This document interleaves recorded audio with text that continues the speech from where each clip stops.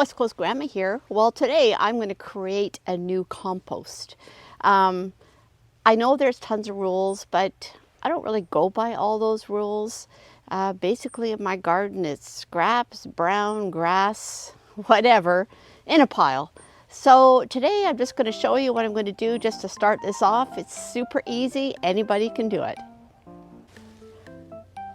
So here's my other two compost piles all covered up. And up here at the top, you'll see there's kind of a hollow. You can't quite see it as well in the video here, but there's a hollow. And this is a pile of dirt that got moved here a long time ago. I'm going to try to use that and throw it onto this compost. And meanwhile, it has raspberries growing in it, so I'm kind of hoping it's going to feed the raspberries. So, step number one, there is a little bit in there already. Step number one, though, I'm just going to create kind of a floor. And there we go. I just went to the recycle bin and pulled out some cardboard boxes, and I took off all the tape and anything plastic. And these ones really don't have any ink on. There was one or two little bits of writing, but basically no ink. That's all you need, and that's gonna decompose. It's gonna help keep it airy at the bottom. It's just gonna do its thing to help start this compost. So next layer is some food scraps. So there's my layer of food scraps.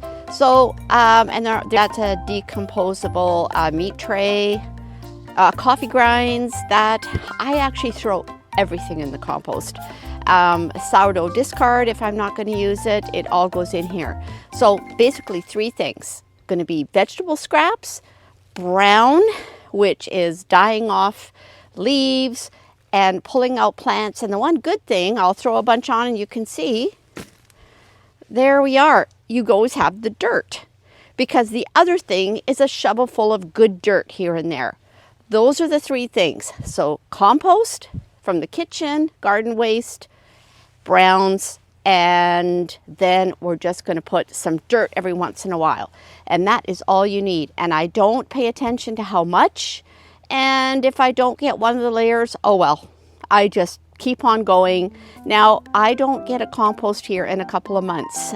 This compost is probably going to be 2 years before I use it, and I will try to turn it over at some point, but you know, the piles get pretty big, as you can see by these ones. That one is probably going to be usable in the spring, and this is my newest one. It's not going to be good till the following year. It is my golden dirt.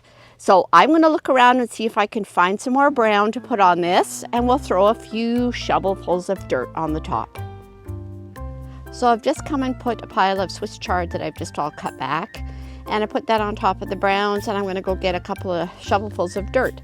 So the only other thing I would add to this is grass, and when we cut our lawn, I try to fluff it up and not put it too thick because it'll turn into a big gooey glump.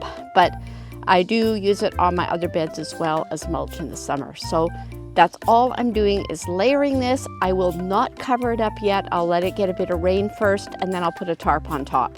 Now, you don't want it to get too wet, but you also don't want it to be totally dry.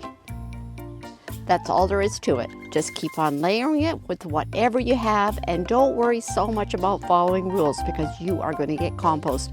And you can always add brown paper, paper towels, coffee filters, they all go in there, as well as all the usual kitchen scraps. So like I say, put everything in there, and I mean everything.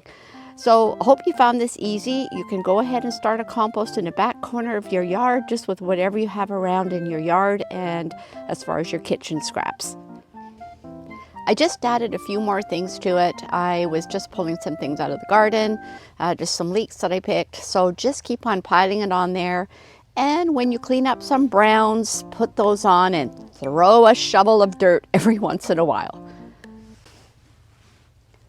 So I hope you found that helpful and realize how easy it is to make your own golden dirt. Whatever you have from kitchen scraps, whatever you have in the garden, throw it on there, and a few extra cardboard boxes and things, cover it up, and you'll have your own golden dirt for next year. West Coast Grandma is signing out.